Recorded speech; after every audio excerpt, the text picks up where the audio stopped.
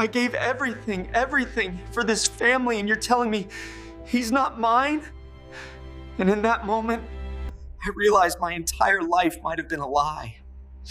My name is Daniel Carter. I'm 38 years old. And I thought I had a normal, happy family, until my wife destroyed it with one sentence. It didn't happen during a fight. That's the part that still messes with me. There was no screaming. No broken plates. No warning signs building up to it like you'd expect. It was a Tuesday night. I remember that because Tuesdays were always quiet. My son Ethan had soccer practice earlier, and by the time we got home, he was already half asleep in the car. I carried him inside, his small arms wrapped loosely around my neck, his cheek pressed against my shoulder like he'd done since he was 5. He was 10 now. Still did that.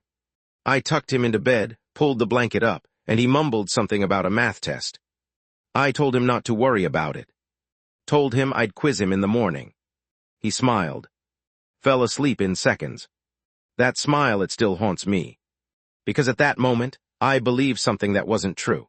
Or at least, that's what she says. When I walked back into the kitchen, Laura was standing by the sink. Not doing anything. Just standing there, staring at her reflection in the dark window. "You okay?" I asked. She didn't turn around right away. Just took a breath. Slow. Controlled. "We need to talk," she said. And yeah, I know how that sounds. Everyone hears that phrase and thinks the same thing. But we'd been married 12 years. We'd had talks before. About bills. About schools. About her wanting to go back to work. So I didn't panic. Not yet. I grabbed a glass, poured some water, leaned against the counter. "Okay, what's up?" That's when she turned around. And I swear I knew something was off. Not because she looked scared. Because she didn't. She looked steady. Like she'd already made peace with whatever she was about to say. "Daniel," she said quietly, "there's something I should have told you a long time ago." I let out a small laugh. That's never a good way to start a sentence. She didn't smile. "I'm serious." Something in my chest tightened. Just a little. "All right," I said. "Tell me." There was a pause. Just long enough to make the silence uncomfortable. And then she said it. "Ethan isn't your son." I actually blinked. Like my brain needed a second to process the words. "What?" Her voice didn't shake. "He's not yours." I stared at her, waiting for something. A smile. A crack. A "just kidding." Nothing came. "Laura," I said slowly, "what are you talking about?" I mean exactly what I said. I shook my head, almost laughing again, but it came out wrong. No, that's not funny. I'm not joking. And that's when something inside me shifted. Because she still looked calm. Too calm. "You're telling me," I said, my voice starting to rise, "that the kid I've raised for 10 years is not mine?" "Yes." "Then whose is he?" I snapped. She hesitated. Just for a second. And that hesitation, that's when the anger started creeping. "Laura," I said, stepping closer, "whose son is he?" She looked down. Then back at me. "Before we got married," she said, "I was seeing someone else." I felt like the room tilted. "What?" "It ended before you and I got serious," she continued. But I didn't know I was pregnant until after. I stared at her, trying to piece it together. "You're saying you cheated on me?" "No," she said quickly. "It wasn't cheating. It was before we were exclusive." "Then why didn't you tell me?" I shot back. She swallowed. "Because I wasn't sure." I laughed. A sharp, bitter sound. "You weren't sure." "I thought he might be yours." "Might be." I repeated. "Laura, that's not something you guess about." "I was scared," she snapped, and for the first time her composure cracked. "I didn't want to lose you." "So you lied to me for 10 years." "I didn't lie," she said, her voice dropping again. "I just didn't say anything." "That's the same thing." The words echoed through the kitchen, louder than I expected. Upstairs, I heard Ethan shift in his bed. We both froze. The silence that followed was suffocating. I lowered my voice, but the anger didn't go away. "Does he know?" I asked. Her eyes widened. "No, of course not." "Good," I said immediately. Because he's not finding out like this. She nodded slowly. I never wanted him to get hurt. I stared at her. Then why are you doing this now? That was the question that didn't make sense. Why now? 10 years. 10 birthdays. 10 Christmases. 10 years of being his father. Why drop this bomb tonight? She looked at me again. And this time, there was something different in her eyes. Not guilt. Not fear. Something worse. I took a test, she said. My stomach dropped. What test? A DNA test. I felt the air leave my lungs. And I asked, even though I already knew. Her lips parted slightly. It confirmed you're not his father. The words hit harder the second time. Because now there was proof. Not just a confession. Something inside me cracked. But even then, even standing there with everything falling apart, one thought kept repeating in my head. If she already knew. If she already had the results. Why tell me like this? And more importantly, why now? I looked at her, really looked this time. And that's when I realized. This wasn't just about the truth. There was something else she wasn't saying. Something bigger. Something worse. And I was about to find out that the lie she'd been hiding for 10 years wasn't even the most dangerous secret in this house. She held my gaze for a second too long. That's when I knew. This wasn't over. Not even close. There's more, isn't there? I said quietly. Laura didn't answer right away. She looked toward the hallway. Toward the stairs. Toward Ethan's room. Then back at me. And that hesitation, it hit harder than anything she'd said so far. Laura, I said, slower this time, controlled, what else aren't you telling me? Her lips pressed together. I could see her thinking, calculating. That scared me more than anything. Because this wasn't panic. This was someone deciding how much damage to release at once. There's something you need to understand, she finally said. No, I cut in immediately. No more setups, no more you need to understand, just say it. She flinched slightly. Good. For the first time, she looked unsure. The man, she started, the one I was seeing before you. Yeah. I snapped. He came back. Everything in me went still. What do you mean, came back? He reached out, a few months ago. My jaw tightened. And you didn't think to mention that. I didn't respond at first, she said quickly. I ignored it. At first. She closed her eyes briefly. I thought it would go away. That's not an answer, Laura. I know. Silence again. But this time it was different. Heavier. Because now I could feel it. The direction this was going. You talked to him, I said. It wasn't a question. Her silence confirmed it. How long? I asked. A few weeks. I let out a breath through my nose, trying to keep control. And what exactly did you talk about? At first, nothing important, just catching up. He didn't even know about Ethan. That made my head snap up. He didn't know. No. Then how? I told him. Of course she did. Of course she did. And how did he take that? I asked, my voice dangerously calm. Her eyes shifted again. He wanted to be involved. I laughed. This time there was no humor in it at all. Of course he did. He has a right to know. No, I cut in sharply. He had a right 10 years ago. You don't get to rewrite that now because he suddenly feels like playing dad. He's not just playing Daniel, she said, her voice rising. He's serious. So am I. I fired back. I've been serious for 10 years. Again, silence filled the room. But now it wasn't just heavy. It was cracking. Something was breaking between us. And the DNA test. I asked after a moment. Whose idea was that? She hesitated. That was all I needed. It was his, wasn't it? Yes. I turned away, running a hand over my face. Of course it was. He shows up out of nowhere, and suddenly there's a test, suddenly there's truth. Suddenly everything I built is up for negotiation. What's his name? I asked. She didn't answer. I turned back slowly. What's his name, Laura? Mark. The name landed like a weight. Mark what? Reynolds. I repeated it under my breath. Let it settle. Let it burn.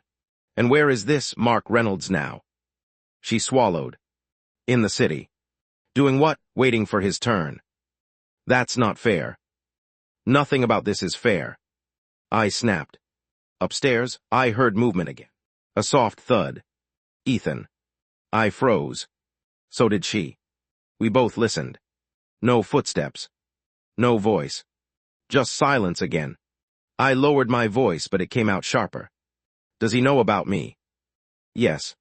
And what does he think? I asked. That I'm just going to step aside. He doesn't see it like that. Then how does he see it? She hesitated again. And that hesitation. It told me everything. He thinks, she said slowly, that Ethan deserves to know his real father. I stared at her. His real father, I repeated. Each word felt like glass in my mouth. That's what you're calling him now. I didn't mean it like. No, I said, shaking my head. You did, you absolutely did. She stepped forward slightly. Daniel, please. No, I said again, backing away. You don't get to please me right now. The room felt smaller. Tighter. Like the walls were closing in. So what's the plan? I asked. You bring him over. Sit Ethan down and introduce him like it's some kind of reunion special. It's not like that, she said. Then what is it like, Laura? Because from where I'm standing, it looks like you've been building a whole second life behind my back. I wasn't. You took a DNA test with another man? I cut in. About my son without telling me. You talked to him for weeks. You let him into this, into us. Her eyes filled slightly, but I didn't stop. And now you're standing here telling me that the kid I've raised might not even be mine, and that his real father wants in. I shook my head slowly. That's not just a secret, Laura. That's a betrayal. Her voice cracked.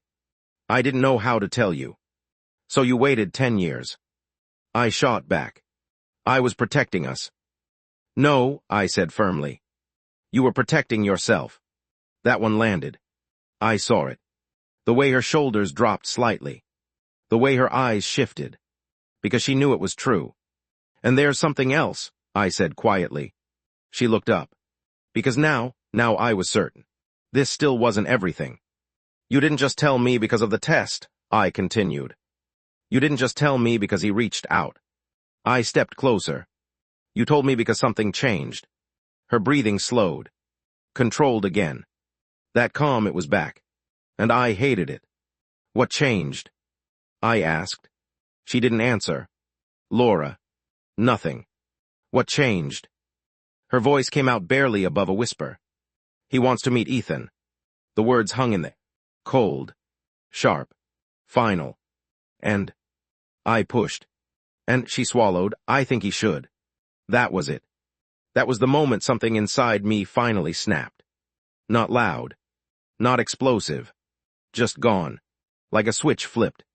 I looked at her, really looked at her. And for the first time in 12 years. I didn't recognize the woman standing in front of me. You think he should? I repeated slowly. Yes. And what about me? I asked. You'll always be important to him. That's not what I asked, I said. My voice was calm now. Too calm. What about me as his father? She hesitated. And in that hesitation, I got my answer. Not from what she said, but from what she couldn't. And that's when I realized something that hit even harder than everything else. This wasn't just about the past anymore. This was about the future. A future where I might not have a place. A future where some stranger named Mark Reynolds walks into my son's life. And I get pushed out. Slowly. Politely. Legally. I took a step back. Then another. Daniel, she said softly. But I shook my head. No, I said. You don't get to say my name like that right now. I grabbed my keys from the counter. Where are you going? She asked, panic finally creeping into her voice. I don't know, I said honestly. But I can't stay here. Daniel, we need to talk about this. We just did, I said, heading toward the door. Not like this. I paused. My hand on the handle. And for a second, just a second, I almost turned back. For Ethan. For the life we built. For the version of reality I wanted to believe in. But then I remembered her words. He's not yours. And just like that version of reality shattered again. I opened the door. "Don't tell him anything," I said without turning around.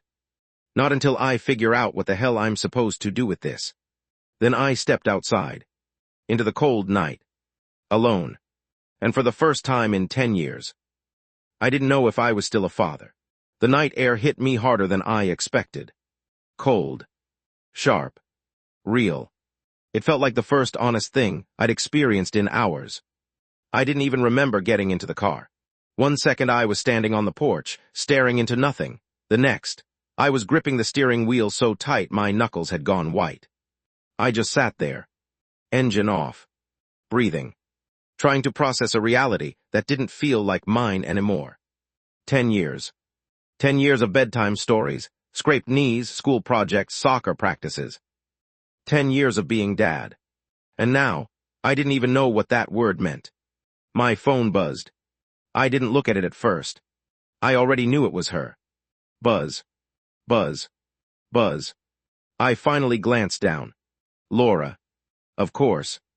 Then another notification. A message. Then another. I flipped the phone over. Not yet. I wasn't ready to hear her try to fix something that couldn't be fixed with words. Not this. Not tonight. I started the engine. Didn't think about where I was going. I just drove. Streetlights blurred past. Empty roads. The kind of silence that usually feels peaceful. But tonight, it just made everything louder inside my head. Her voice kept repeating. "He's not yours." Then another. "He wants to meet Ethan. And the worst one. I think he should." I slammed my hand against the steering wheel. Damn it. The sound echoed inside the car, then disappeared just as quickly, leaving me alone again, with thoughts I couldn't outrun. I ended up in a parking lot. Didn't even realize where I'd driven until I looked up. It was the soccer field. Ethan's field. The one I'd been coming to twice a week for the last 4 years. I let out a breath that felt like it had been stuck in my chest all night. Of course I came here. Of all places. The lights were off, but the field was still visible under the dim glow of the street lamps. Empty. Quiet. But I could still see it. Ethan running across the grass, yelling for me to watch. "Dad, Dad, look." His voice echoed in my memory, so clearly it almost felt real. I swallowed hard. "Yeah, buddy, I'm watching." I said it out loud without thinking. My voice cracked. Because that was the problem. I had been watching. I had been there. Every game. Every moment. So how does that just get erased? How does a piece of paper, a DNA test, suddenly decide that none of it counts? My phone buzzed again. I sighed and finally picked it up. 6 missed calls. 3 messages. All from Laura. I opened the first one. "Please come back, we need to talk." Second. "I'm sorry, I didn't mean for it to come out like that." Third. "He's asking where you are." That one hit. Hard. I stared at the screen. He's asking where you are. Of course he is. Because as far as he knows, I'm still his dad. Nothing's changed for him. Not yet. And suddenly, that scared me more than anything else. Because the moment he finds out, everything changes. For him. For me. For all of us. I leaned back in the seat, closing my eyes.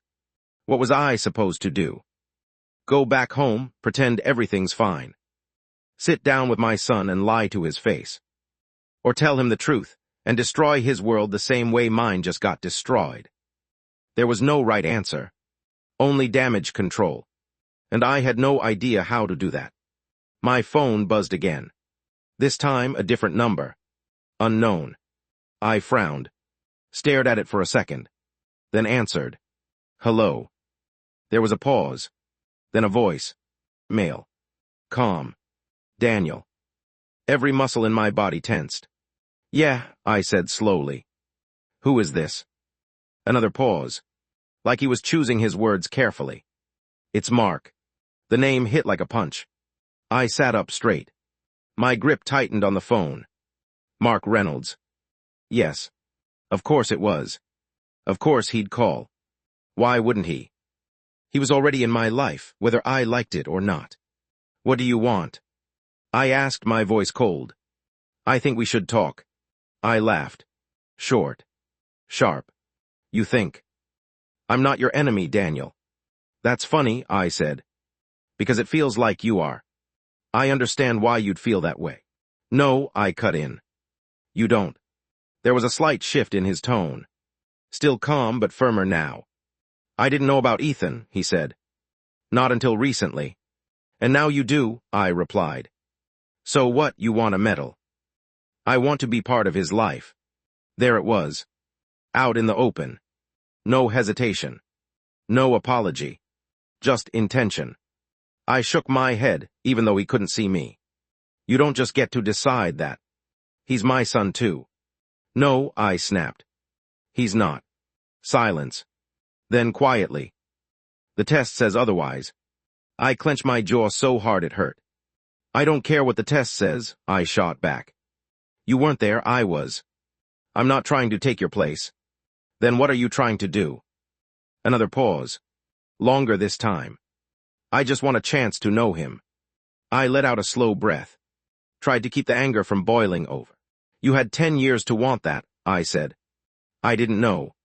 That's not my fault. I'm not saying it is. Then whose fault is it? I challenged. He didn't answer. Because we both knew. It was Laura's. And somehow, that made everything even messier. I'm meeting her tomorrow, he said suddenly. My stomach dropped. What? She agreed. Of course she did. Of course she did. And you thought calling me after the fact was a good idea? I asked, disbelief creeping into my voice. I thought you deserved to hear it from me. I laughed again. This time it sounded almost broken. How considerate. I'm not trying to hurt you, Daniel. Too late. Silence. Then. You're still important in his life. I went still. That sentence. That exact sentence. Laura had said the same thing. Word for word. And suddenly it clicked. This wasn't just him talking. This was them. Aligned. On the same page. Moving forward. Without me. You've been talking to her a lot, haven't you? I asked quietly. He didn't deny it. We've been trying to figure out the best way to handle this. I closed my eyes. There it was. The part that hurt the most. Not the lie. Not even the truth. But the fact that decisions about my son were being made without me. Well, I said, my voice low and steady now, you can stop trying to figure it out. What do you mean? I mean, I said, opening my eyes, staring out at the empty field, you don't get to meet him. There was a pause. Then, that's not your decision to make alone. I smiled. But there was no warmth in it. Watch me. You can't keep him from me forever. Wanna bet? I replied. I don't want this to turn into something ugly. It already is. Another silence. Thick. Uncomfortable. And then he said something that made my blood run cold. You should think about what's best for Ethan. I froze. Because that line. That exact line. That's what people say right before they try to take something from you. What's best for Ethan? I repeated slowly. Yes. I nodded to myself. Yeah, I said quietly. I am thinking about that. And for the first time since this started. My mind wasn't spinning. It wasn't lost. It wasn't breaking. It was focusing. Sharpening. Because suddenly, this wasn't just about confusion anymore. Or pain. Or betrayal. This was about a fight. And I wasn't ready to lose. Then you'll realize this doesn't have to be a battle, Mark said. I looked out at the field again. Imagined Ethan there. Running. Laughing. Calling me Dad. You're right, I said. A small pause on his end. Like he didn't expect that. It doesn't. Another pause. Then. I'm glad you see that. I smiled faintly. But this time, there was something else behind it. Something colder. Something resolved. Yeah, I said. Then I hung up. And as I sat there in the quiet, staring at the place where I became a father, one thought settled in my mind. Clear. Unshakable. They thought this was about biology. About truth. About doing the right thing. But they were wrong. This was about something else entirely. And if they wanted to turn my life upside down, then they had no idea what I was capable of doing to keep it from falling apart. I sat there for a long time after the call ended. The engine was still running. The field still empty. But something inside me had changed. The shock was gone. The confusion too. What was left was clarity. Cold, sharp, and dangerous. Because now I wasn't reacting in him. I was thinking. And the more I thought about it, the more something didn't add up. Not just emotionally. Logically. If Laura had taken the test weeks ago. If Mark had been in contact. If they'd already talked, planned, decided. Then why tell me now? Why tonight? Why like that? That wasn't a conversation. That was a detonation. And people don't blow things up unless they're ready for what comes after. My grip tightened on the wheel again. They were ready. I said it under my breath. And that's when it hit me. This wasn't just about Mark meeting Ethan. This was about changing something bigger. Something legal. Something permanent. I reached for my phone again. This time, I didn't hesitate. I called her. She picked up on the first ring. Daniel. What aren't you telling me? I cut in immediately. Silence. No surprise. No confusion. Just silence. And that told me everything. Laura, I said, my voice low, controlled. I'm going to ask you one more time, and I need you to answer me honestly. Okay, she said softly. Is there anything else happening that I don't know about? A pause. Then. No. I almost smiled. Because now I knew for sure. She was still lying. You're a terrible liar, I said quietly. I'm not. Yes, you are, I cut in. You always have been. Her breathing changed slightly. Faster. You hesitate, I continued. You go quiet when you're about to say something that isn't true. Daniel, I already told you everything. No, I said firmly. You told me enough to soften the ground, that's all. That's not fair. Fair. I let out a short breath. You don't get to talk about fair. Silence again. But this time it was different. Tighter. Like she knew where this was going. You've already made a decision, I said. I haven't. Yes, you have, I pressed. You and him. We were just discussing. What did you file? I asked. That did it. Dead silence. No breathing. No movement. Nothing. And in that moment, I had my answer. You filed something, I repeated. Daniel. What did you file? Her voice dropped. Almost a whisper. He wanted legal confirmation. My chest tightened. Legal confirmation of what? You're not being Ethan's biological father. I felt something sink inside me. Heavy. Permanent. You filed to challenge paternity. It wasn't a question. She didn't respond. Because she didn't need to. Without telling me, I added. I didn't know how. You keep saying that, I snapped. You didn't know how, you didn't know when, you didn't know what to do. My voice dropped, sharp and cutting. But you knew exactly how to go behind my back. Daniel, please. When? I demanded. Another pause. Last week.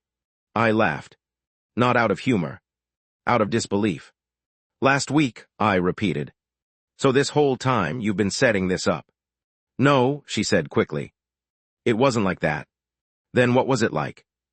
I was trying to do the right thing. For who? I fired back. For him. For Ethan. Don't you dare, I said, my voice turning cold. Don't you dare pretend this is about him. It is about him. No, I said. It's about you fixing your past mistakes. She went quiet. Because again, she knew. And now the picture was clear. They weren't just planning a meeting. They were building a case. A legal path. One that could slowly, quietly, remove me. Strip me of rights. Of authority. Of being his father in anything but memory. And they thought I wouldn't notice. That I'd just accept it.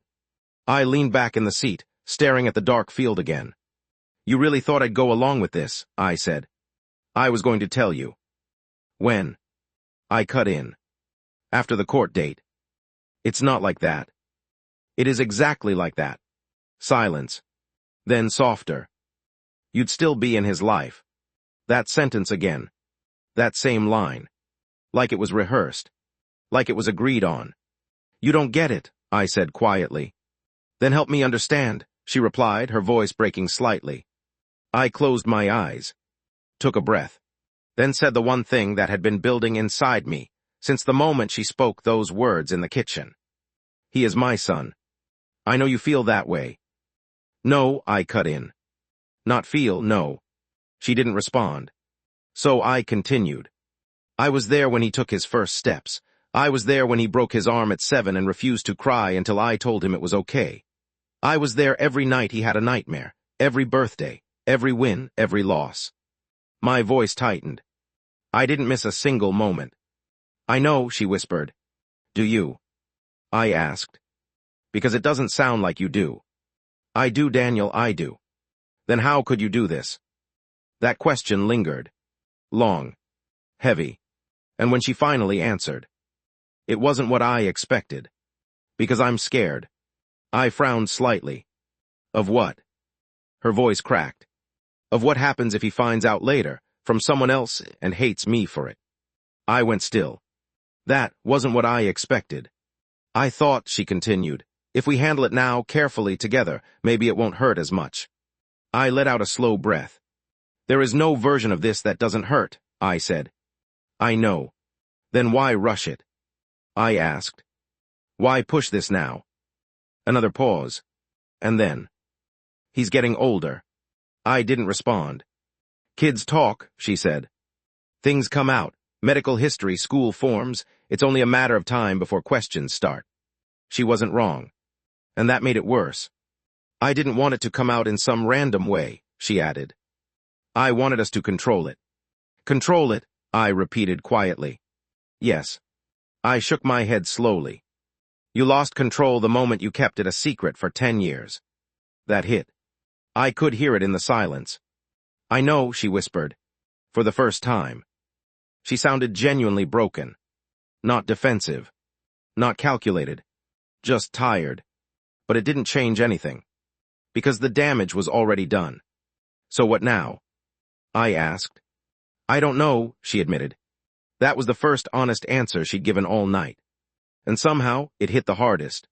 Because if she didn't know, then we were both standing on the edge of something neither of us could stop. I opened my eyes again. Stared at the empty field. At the place where everything felt simple. Certain. True. I'm not giving him up, I said finally. I'm not asking you to. You are, I cut in. Maybe not directly, but that's where this goes. No, it doesn't. Yes, it does, I said firmly. Because once he's involved, once it's legal, once the court gets involved. I paused. Then finished the thought she didn't want to say out loud. I become optional. Her silence confirmed it. And in that moment, everything became clear again. This wasn't just emotional. It was strategic. And if I didn't act, I would lose. Not overnight. Not dramatically. But slowly. Piece by piece. Until one day. I wasn't Dad anymore. Just Daniel. I tightened my grip on the phone. Cancel it, I said. What? The filing, cancel it. I can't just. Yes, you can, I cut in. You started this, you can stop it. It's not that simple. It is to me. Daniel. If you don't, I said, my voice dropping again, colder than before, then you're forcing this into something neither of us will walk away from the same. Silence. Long. Heavy. Then. I need time, she said. I nodded slowly, even though she couldn't see me. Time is exactly what you've been taking for 10 years. That's not fair. No, I said quietly. What's not fair is what happens next if you don't fix this. I pulled the phone away from my ear, paused for a second, then added. And Laura. Yes. If he meets Ethan before I'm ready. I stopped. Because the next words mattered. A lot. You don't get to decide what happens after that. I hung up before she could respond. And as I sat there in the dark, the reality finally settled in completely. This wasn't just about truth anymore, or even betrayal. This was a line, one that had already been crossed. And now, there was no going back, only forward, into something that was about to test exactly how far I was willing to go. To keep the one thing in my life that still mattered. I didn't go home that night. I couldn't. Not after everything that had been said, and everything that hadn't. Because the truth was, the house didn't feel like mine anymore. Not after realizing decisions about my life. My son were being made without me. So I drove. No destination. No plan. Just movement, because staying still felt like I'd collapse under the weight of it all. I ended up outside a 24-hour diner. Didn't even think about it. Just parked, walked in, and sat down in a booth by the window. The place was nearly empty. A waitress gave me a tired smile, poured coffee without asking. I nodded. Said thanks. Didn't drink it. Just stared at it. Watching the steam rise, disappear, just like everything else that used to feel certain. He's not yours. I closed my eyes. Exhaled slowly. Stop, I muttered under my breath. But it didn't stop. Because it wasn't just the words anymore. It was everything attached to them. Every memory now had a question mark. Every moment, a crack in it. I leaned back, rubbing my face. No, I said quietly. Because that part I refused to let go of. Those memories weren't fake. They happened. I was there. That mattered. It had to. Rough night. The voice pulled me out of my head. I looked up. The waitress. Mid-50s maybe. Kind eyes. The kind of person who's seen enough to recognize when someone's falling apart without needing details. Something like that, I replied. She nodded like she understood. Didn't push. Just topped off the coffee I still hadn't touched. Sometimes it helps to say it out loud, she said. I gave a small, tired smile. Yeah, I don't even know where I'd start. She shrugged lightly. Usually where it hurts the most. Then she walked away. Simple. But it stuck. Where it hurts the most. I stared at the table for a long moment. Then let out a breath. My son might not be my son. The words sounded wrong out loud. Like they didn't belong in reality. But there they were. Sitting in there. Heavy. Real. And suddenly, everything hit harder. Because saying it made it real in a way thinking it didn't. I clenched my jaw. He is my son, I corrected under my breath. Because I wasn't ready to let that go. Not yet. Not ever. My phone buzzed again. This time, I didn't rush to it. I just let it sit there for a second. Then picked it up. One new message. Not from Laura. Not from Mark. From Ethan. I froze. My thumb hovered over the screen. For a second, I didn't want to open it. Because whatever was inside, it was from him. And right now, he was the only part of my life that still felt pure. Untouched by all this. I didn't want that to change. But I opened it anyway. Dad, are you coming home? That was it. No confusion. No suspicion. Just a simple question. My chest tightened so hard it actually hurt. I stared at the word. Dad. Not Daniel. Not anything else. Dad. I swallowed. Typed, deleted, typed again. Nothing felt right. What do you say when everything is falling apart, but the person asking has no idea? I finally wrote. Yeah, buddy, I'll be home soon. I hit send. And just sat there. Because that was the moment it became clear. This wasn't about DNA. This wasn't about biology. This wasn't about Mark. This was about him. Ethan. And what he needed. And right now, he needed his dad. Not confusion. Not truth bombs. Not some stranger walking in claiming a title. He needed stability. And whether Laura understood that or not. I did. I stood up, threw some cash on the table, and walked out. The night felt different now. Still cold. Still quiet. But sharper. Focused. Because I had a direction now. I wasn't just reacting anymore. I knew what mattered. And I knew what I had to protect. When I pulled into the driveway, the house lights were still on. Of course they were. She was waiting. I could see her silhouette through the window. pacing. I sat in the car for a second. One last moment before stepping back into a place that didn't feel the same. Then I got out, walked up to the door, opened it. She turned immediately. Daniel. Where is he? I asked, cutting her off. Her expression shifted. He's in his room. He was waiting, but... I didn't wait for the rest. I walked past her, up the stairs, each step heavier than the last, until I reached his door. It was slightly open, a soft light inside. I pushed it gently. He was sitting on the bed, blanket around his shoulders, holding his tablet, but he wasn't really looking at it. He looked up the second I walked in, and his face lit up. Dad. That word again. It hit harder this time, because now I knew what it could be taken away. I forced a small smile. Hey, buddy. He sat up straighter. I thought you weren't coming back. Nah, I said, walking over, sitting on the edge of the bed. Just needed to go out for a bit. He studied my face. Kids notice more than we think. You okay? He asked. Simple. Direct. Honest. I nodded. Yeah, just a long day. He didn't look fully convinced, but he didn't push.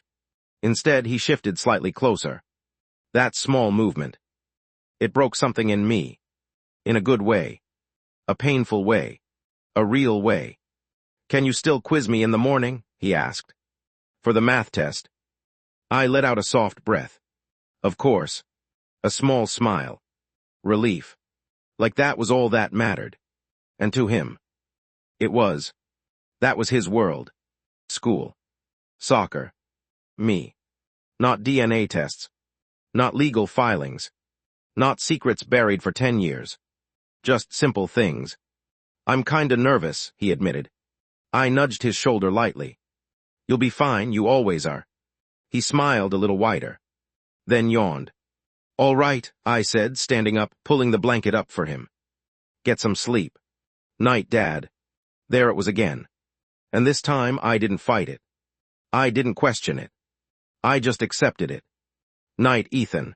I turned off the light and stepped out, closing the door softly behind me. And the second it clicked shut, everything came rushing back. The truth. The lies. The fight that was waiting downstairs. Laura was standing in the hallway, right where I left her, arms crossed, eyes searching mine. He missed you, she said quietly. I know, I replied. We stood there for a moment, silence stretching between us. Tight. Uncomfortable. Then I spoke. He doesn't know anything.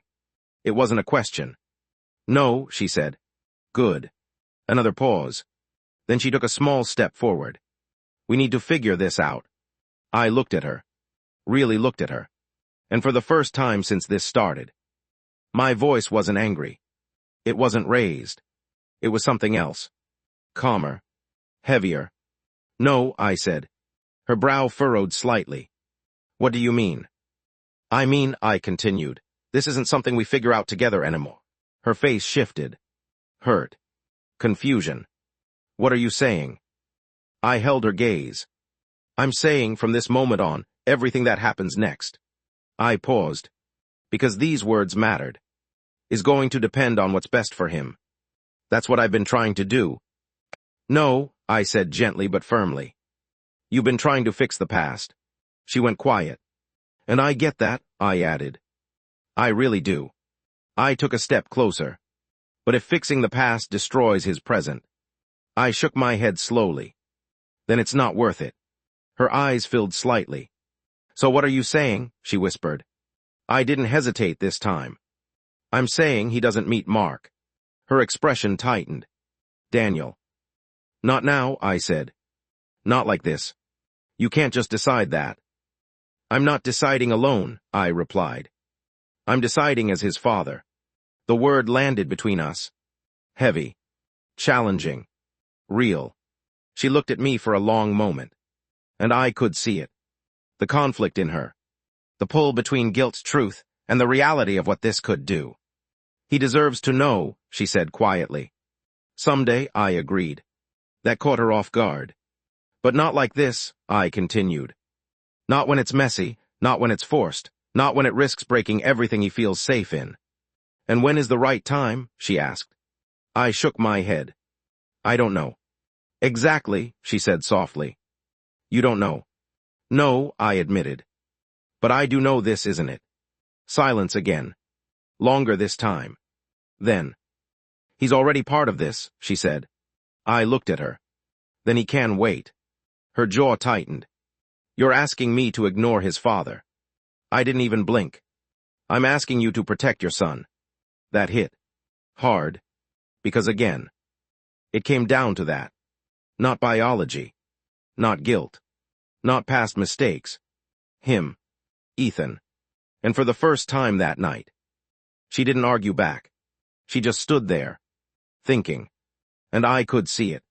The weight of it all finally settling on her too. But this wasn't over. Not even close. Because somewhere out there, Mark was still waiting. Still pushing. Still believing he had a place in a life I'd built. And now, this wasn't just about holding my ground. It was about how long I could hold it. Before everything started pushing back harder than I was ready for. She didn't answer right away. She just stood there, arms still crossed, but not as tight as before. Thinking.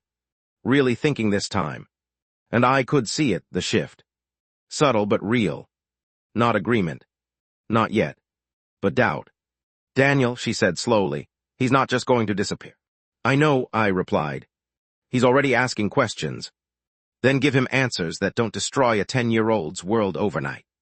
That's not sustainable, she said. Neither is what you're doing. That landed. Again, silence. But now it wasn't sharp. It was heavy.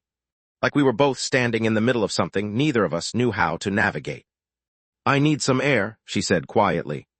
I stepped aside without arguing. She walked past me, down the stairs toward the back door. I listened to it open, then close. And just like that, I was alone in the house. But it didn't feel empty. Not really. Because upstairs he was there. Sleeping. Trusting. Believing everything was still the same. I leaned against the wall, staring down the hallway. My mind wasn't racing anymore. It was organizing. Lining things up. Because one thing was clear now. This wasn't going to resolve itself. And waiting, hoping, reacting. That wasn't enough anymore. If they were making moves. Then I had to make mine. I went downstairs slowly, grabbed my phone and sat on the couch. For a moment I just held it. Thinking. Then I opened my contacts. Scrolled. Stopped. There was a name I hadn't called in years. Not because anything bad happened. Just life. People drift. But right now, I needed someone who wasn't emotionally tangled in this. Someone who could see clearly. I hit call. It rang twice. Daniel. His voice was the same. Calm. Direct. Hey, Chris, I said. You okay? I let out a quiet breath. Not even close. A small pause. Then. Talk to me. And I did. Not everything. Not the emotions. Just the facts. The kind of conversation you have when you're trying to understand the battlefield, not the damage. When I finished, there was a long silence on his end. Then. That's messy. Yeah. You sure about the test? She said she took one. That's not what I asked, he replied. I frowned slightly. What do you mean? I mean, have you seen it? The question hung there. Simple. Obvious. And somehow. I hadn't thought of it. No, I said slowly. I haven't. Then that's your first problem. I sat up a little straighter. You think she's lying? I think, he said carefully, that you're about to let your entire life change based on something you haven't even verified. That hit. Harder than I expected. Because he was right. I just assumed. I muttered.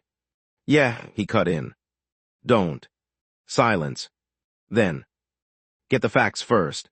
I nodded to myself. Okay. Second, he continued, if she filed anything legally, you need to know exactly what that is. I know. And third. He paused. This Mark guy.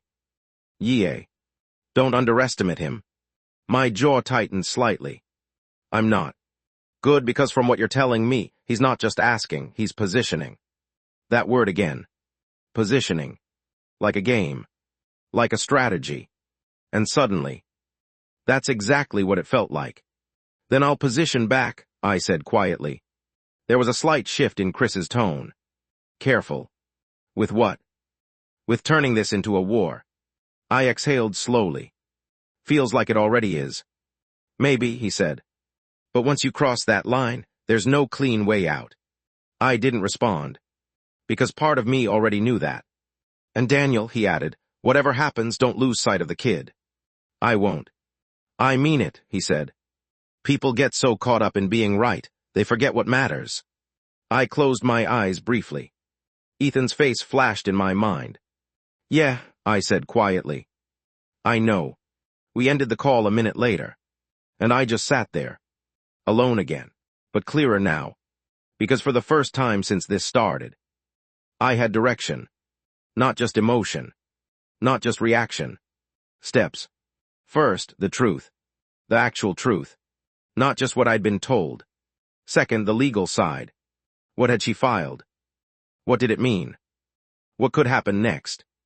And third, Mark. Because whether I liked it or not, he wasn't going away. I leaned forward, resting my elbows on my knees, staring at the floor. And then something else clicked. Something small, but important.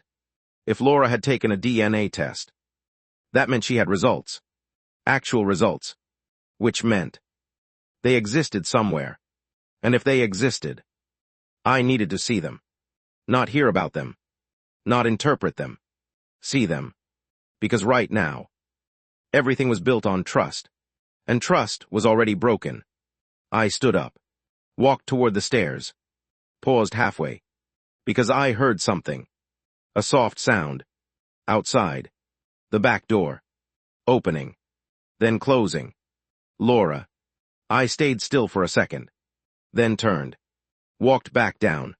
She stepped into the living room, her face slightly flushed from the cold air. Her eyes met mine immediately. There was something different now. Less defensive. More uncertain. We need to talk, she said quietly. I almost smiled at that. Not because it was funny, but because of how much had changed in just a few hours. We've been doing that all night, I replied. I know, she said. But this is different. I studied her for a moment, then nodded slightly. Okay. She took a breath. I don't want this to turn into a fight. Then don't make it one.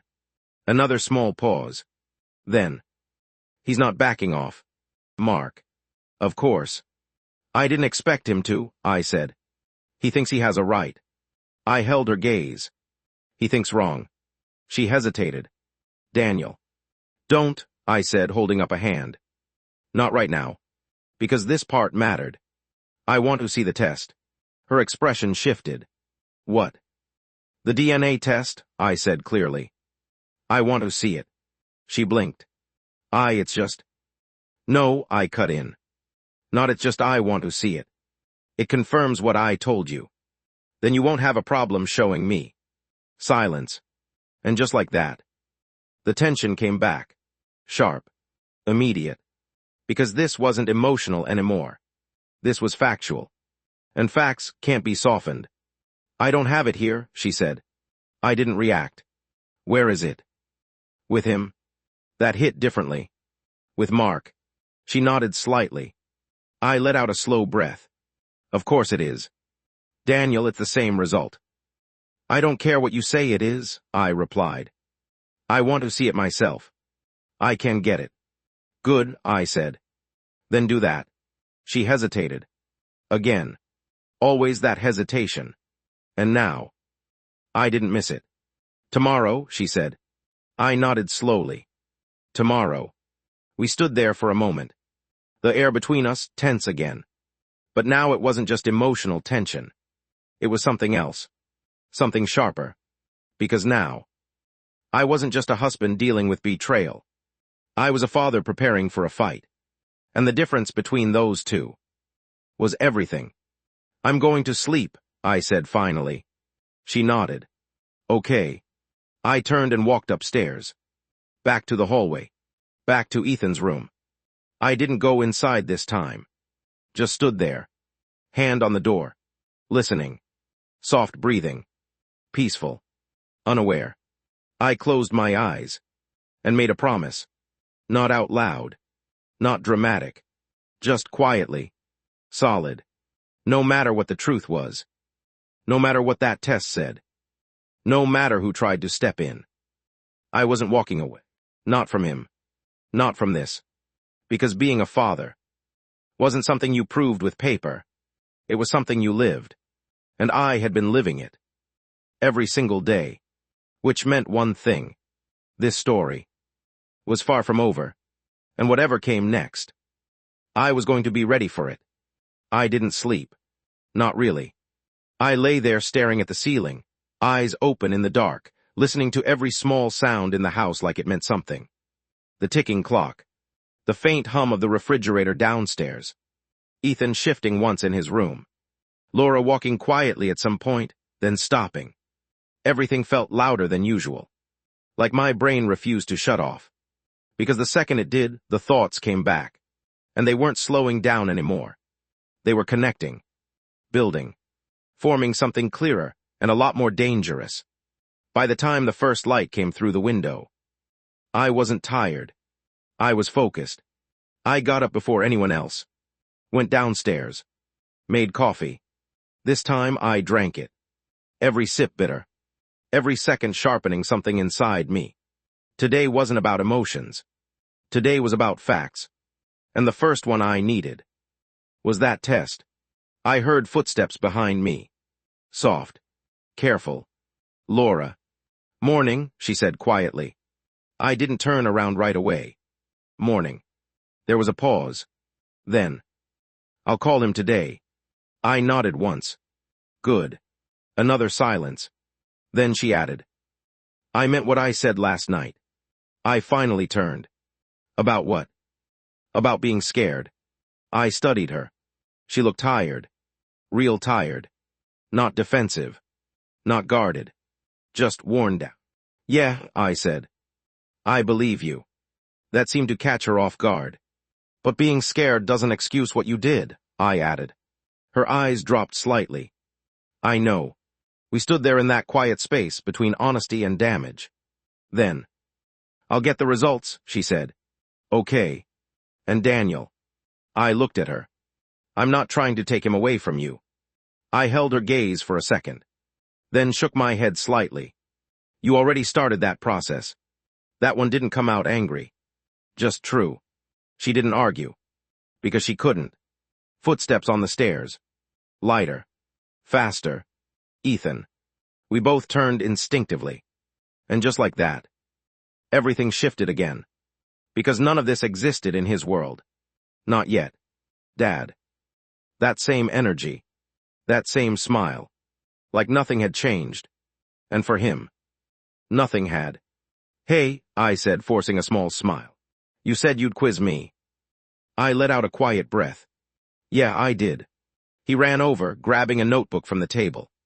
I studied. I think I got it this time. I sat down with him. And for the next 50 minutes, everything felt normal. Numbers. Questions. Wrong answers. Little corrections. The way his face lit up when he got something right. "See, I told you," I said. "I'm still nervous," he admitted. "That's good," I replied. "Means you care." He nodded like that made sense. Because to him, it did.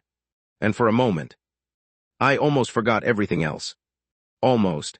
Until I looked up and saw Laura watching us, standing by the kitchen counter. Quiet. Still. Her expression complicated. Guilt. Love. Fear. All mixed together. I broke eye contact first, because I didn't want this moment to turn into something else. "All right," I said, clapping my hands lightly. "You're ready. You think I'll pass. I think you'll do better than you think." That made him smile. And just like that, he grabbed his bag, heading for the door. "I gotta go." "Bus is in 5, Laura said automatically. "Okay." He turned back suddenly, ran over, and hugged me. Quick, tight, natural. "I'll tell you how it goes," he said. "Deal," I replied. He pulled away. then looked at Laura. Bye, Mom. Bye, sweetheart. And just like that, he was out the door, gone. And the second the door closed, the silence came back.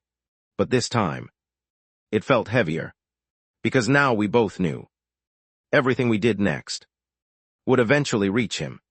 I stood up slowly. Call him, I said. She nodded. I will. But she didn't move right away. And I noticed it. That hesitation again. What? I asked. She started, then stopped. Just what? She looked at me. Really looked.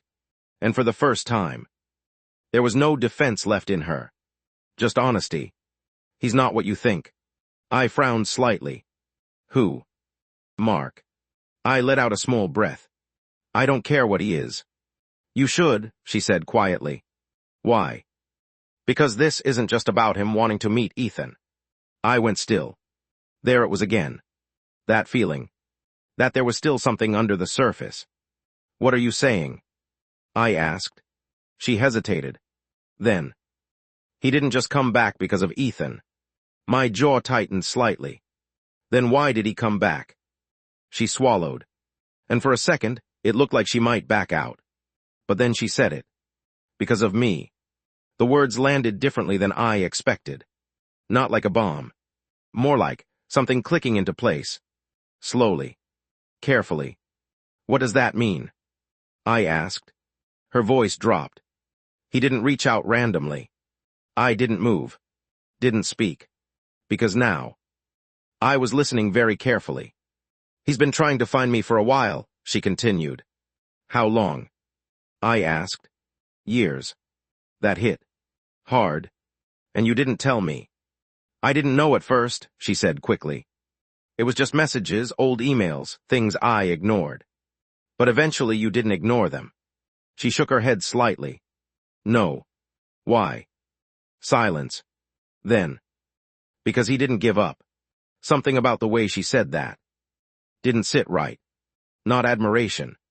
Not exactly. But not fear either. Something in between. And now? I asked. Her eyes met mine again. He's not just asking to meet Ethan. I felt it. That shift. That tightening in my chest again. What else does he want? She didn't answer immediately. And that was all I needed to know. Laura. Her voice came out barely above a whisper. He wants us to be a family. Everything inside me went completely still. No anger. No reaction. Just silence. Because that was the part none of this had said out loud yet.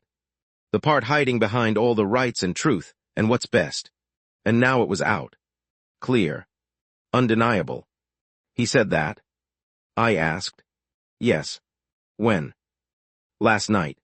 Of course. While I was out.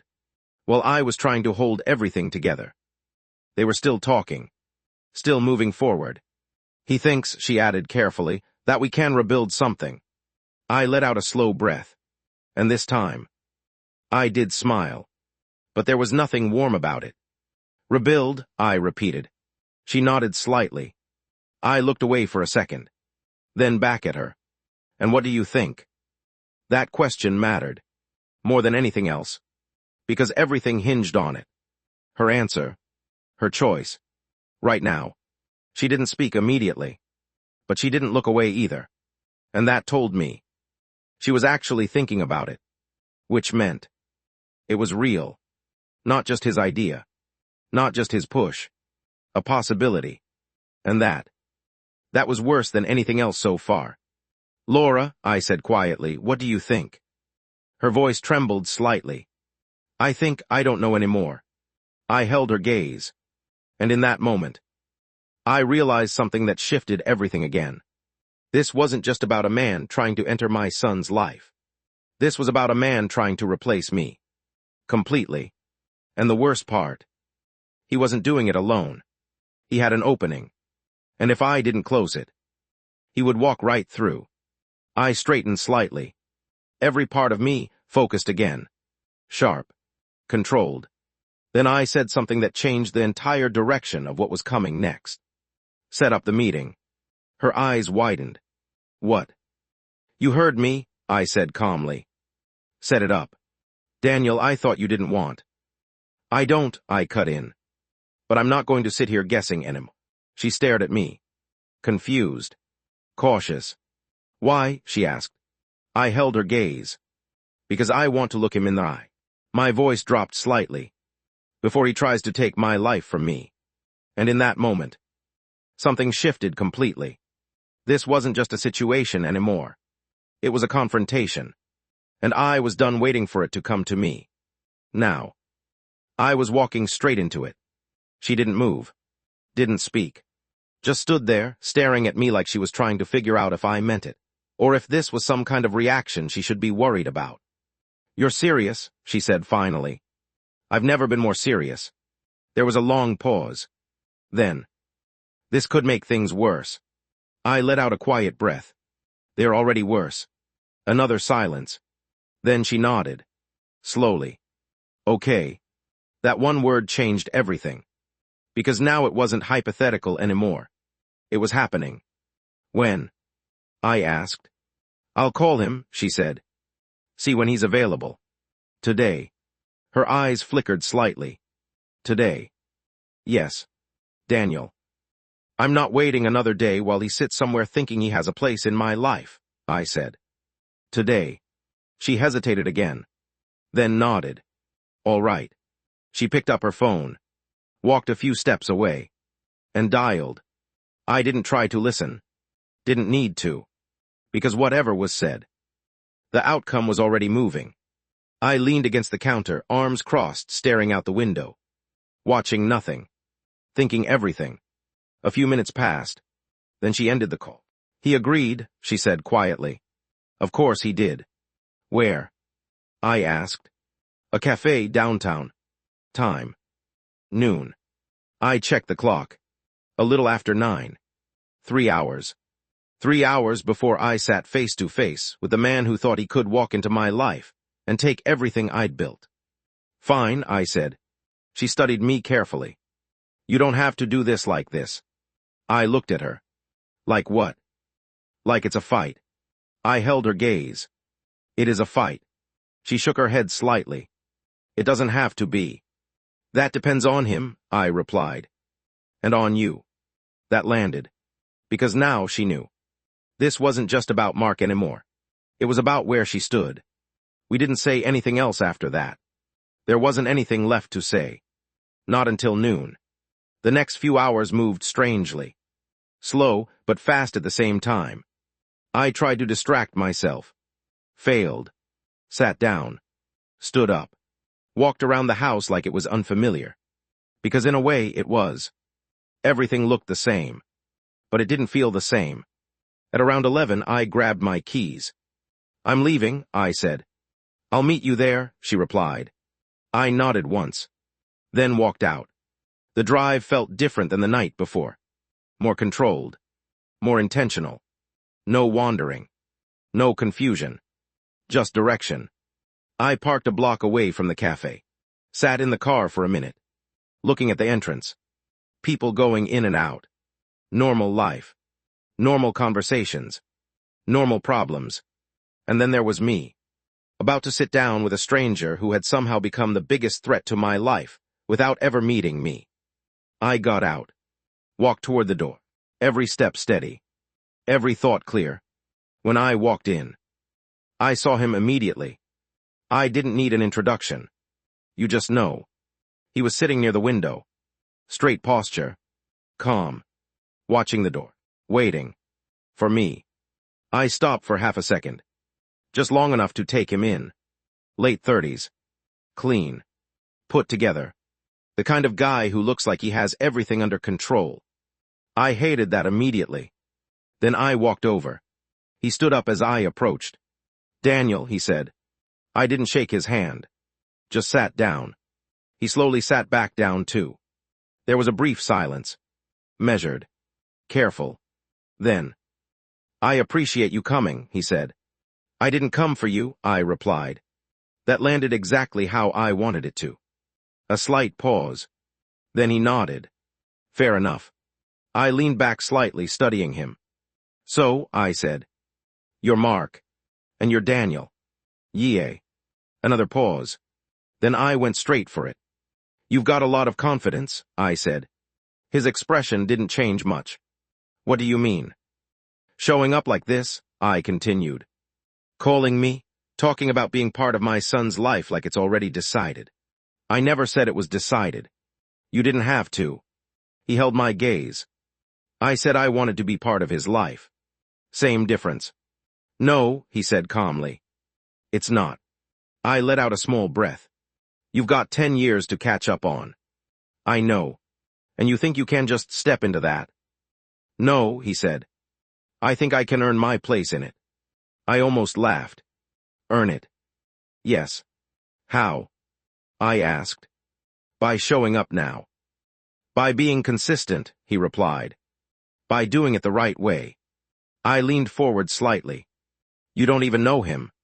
That's what I'm trying to change. I stared at him. Really stared this time. Trying to see past the calm. Past the control. Looking for cracks. And what exactly do you think he needs? I asked. A father, he said. The word hit. Hard. But I didn't react.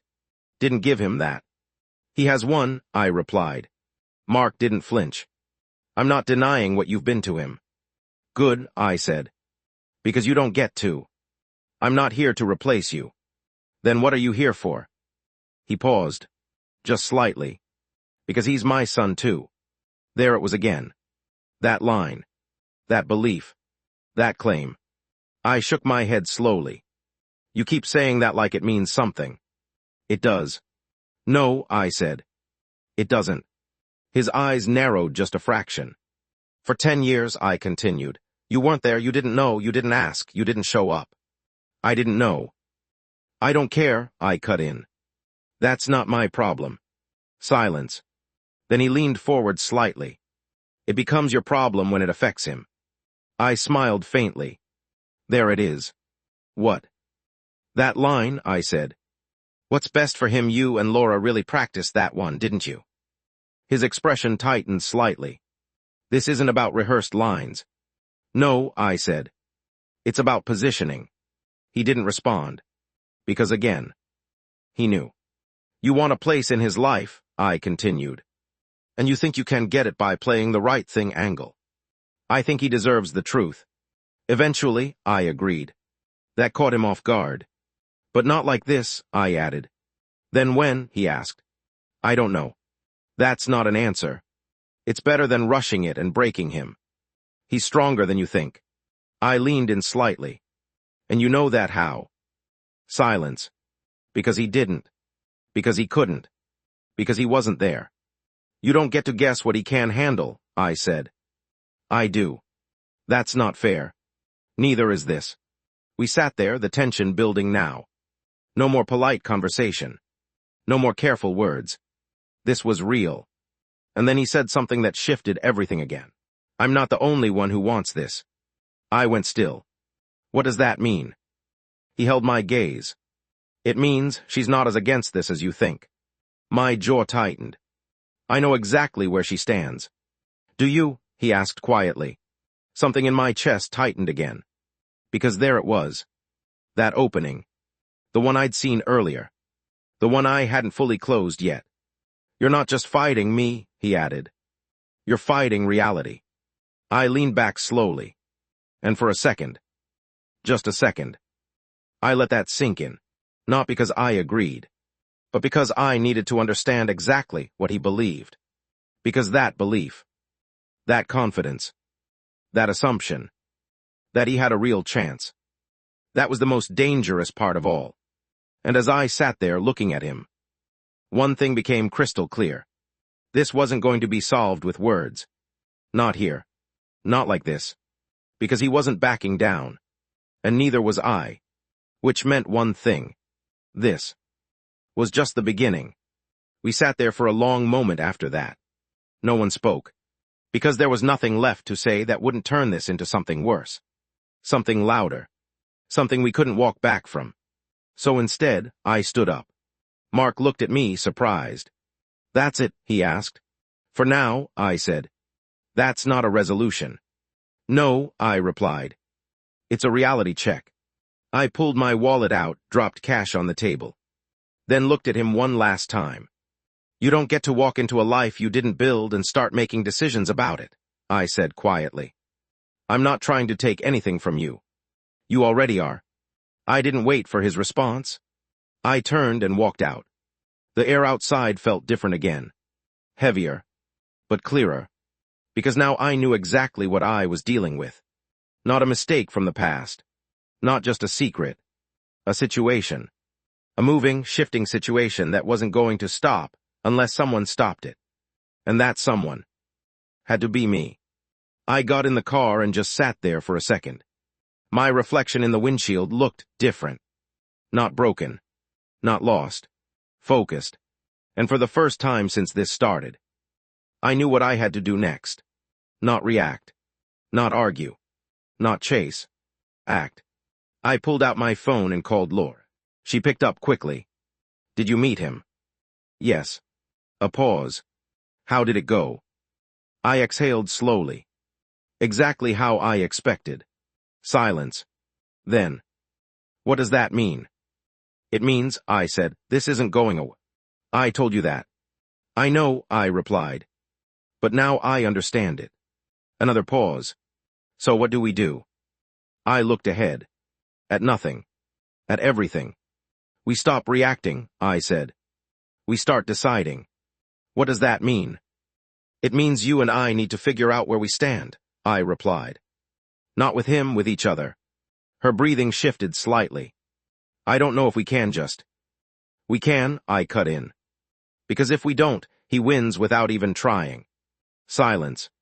Long. Then. I'm listening, she said. Good, I replied. Because this is the part where everything changes. I drove home. Slower this time. Not because I was unsure, but because I was thinking through every word before I said it. When I walked in, she was already there.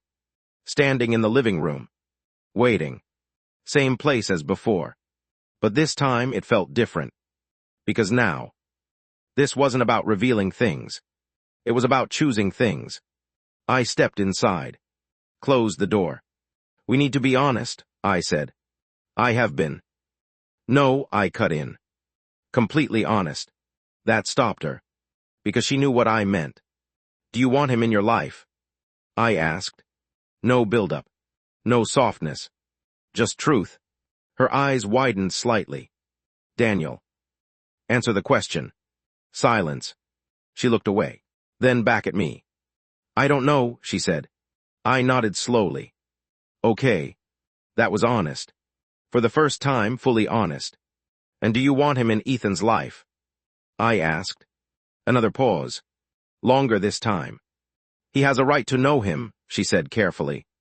That's not what I asked. Her voice dropped. Yes.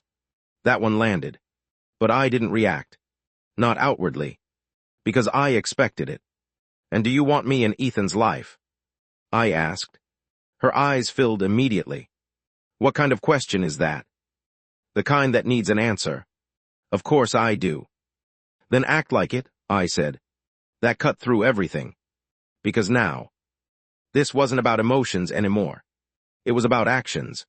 Choices. Consequences. You can't have both in the same way, I continued. Not right now, not like this. I'm not asking for that. Yes, you are, I said. You just haven't admitted it yet. She went quiet. And I stepped closer. Not aggressive. Not angry. Just clear. You're trying to fix the past, I said. But in doing that, you're risking his present. I know. No, I said softly. You're starting to understand. Tears slipped down her face now. I never wanted this. I know, I replied. And I meant it. That was the hardest part. This wasn't some calculated plan from the beginning. This was a mistake. That grew. And grew. Until it became something uncontrollable. So what do we do? She asked, her voice breaking. I took a breath. Then said the one thing everything had been building toward. We slow everything down. She looked at me. Confused. What? No meetings, I said. No legal moves, no sudden truths. But Listen, I said firmly. We don't lie to him forever, but we don't destroy his world overnight either. She hesitated. And Mark? He waits. He won't. He doesn't get a choice right now, I cut in. We do. Silence. Then. He'll fight it. Then we deal with that when it happens. She wiped her face slightly. And if he doesn't agree? I held her gaze. Then we make it clear, this isn't his decision to force. Another pause. Then she asked the question that mattered most. And us? I didn't answer immediately. Because that part wasn't simple. I don't know yet, I said honestly. Her expression broke a little more. But I do know this, I added. Right now, we need to be on the same side when it comes to him. She nodded slowly. Yes. And that means no more secrets. Yes. No more decisions without me. Yes. And no more letting someone else define what our family looks like. That one took her a second. But then. Yes. We stood there in silence. Not fixed. Not healed. But aligned. For the first time since this started. And that mattered. More than anything else. The next few weeks weren't easy. Mark didn't disappear. He pushed. Called. Messaged. Tried to move things forward. But this time, we didn't react. We responded. Together. The legal filing. Withdrawn. Not permanently. But paused. Because rushing it would have broken more than it fixed. And Ethan. He stayed exactly where he needed to be. A kid. With a dad. With a life that still felt safe. Stable. Whole. Months passed. Slowly. Carefully. And eventually. The conversation came. Not forced. Not sudden. But prepared. Thought through. We sat down with him together. Explained things in a way he could understand. Not everything at once. Just enough. He cried. Of course he did. He asked questions. Hard ones. But through all of it. One thing never changed. He still looked at me and said, Dad. And that's when I understood something that no test. No document. No truth from the past could ever change. Being a father. Was never just about where he came from. It was about who stayed. Who showed up. Who never left. And I never did. Mark eventually met him. Not as a replacement. Not as a threat. But as part of a complicated truth. And it wasn't easy. It wasn't perfect. But it worked. Because it had to. Laura and I. We didn't go back to what we were. Some things don't reset like that. But we found something else. Respect. Honesty. A way to stand side by side. Even if everything behind us had changed. And in the end, that was enough.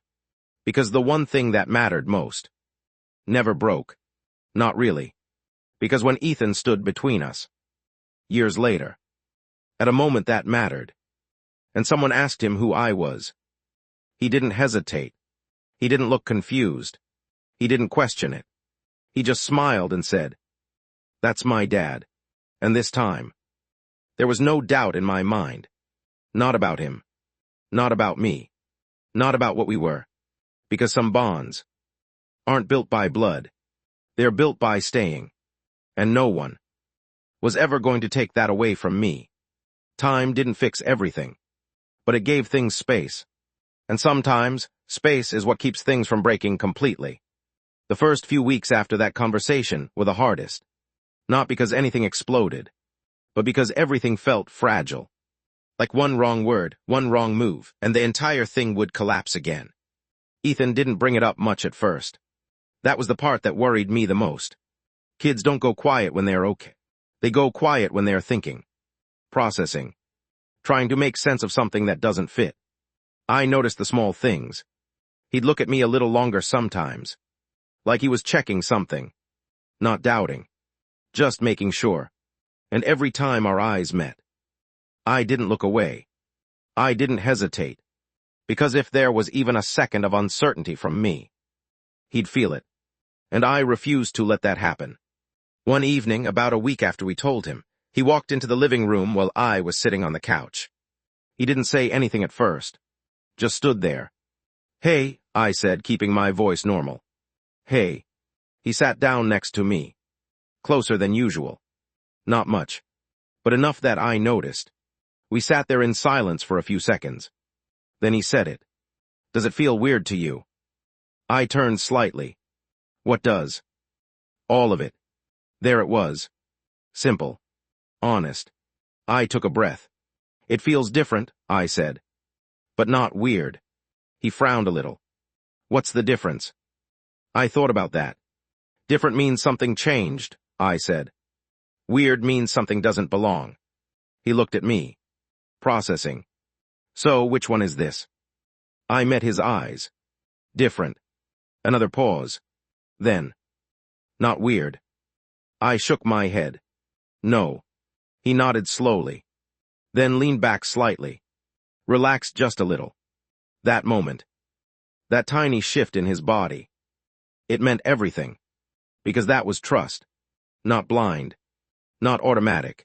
Chosen. And I wasn't about to break it. Mark didn't meet him right away. Not after that first talk. We agreed to give it time. Real time. Not days. Not weeks. Months. Time for Ethan to adjust. Time for the idea to settle into something he could understand without it, feeling like his world was being pulled apart.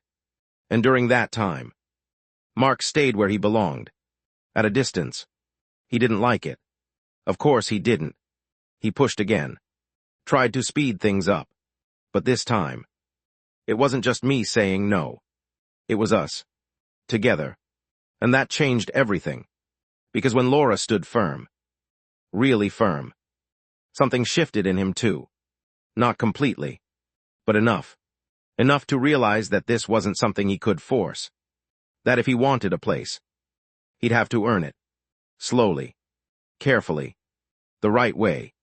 And even then, there were no guarantees. The first meeting happened almost 6 months later. 6 months of small conversations. Of questions from Ethan. Of moments where he'd randomly ask. Is he nice? Why didn't he know about me? Does he like soccer? Questions that weren't about replacing anything. Just understanding. And we answered them honestly. Not perfectly. But honestly. And when the day finally came, I didn't sleep the night before. Not because I was scared of losing something, but because I was aware of how important this moment was. Not for me. For him.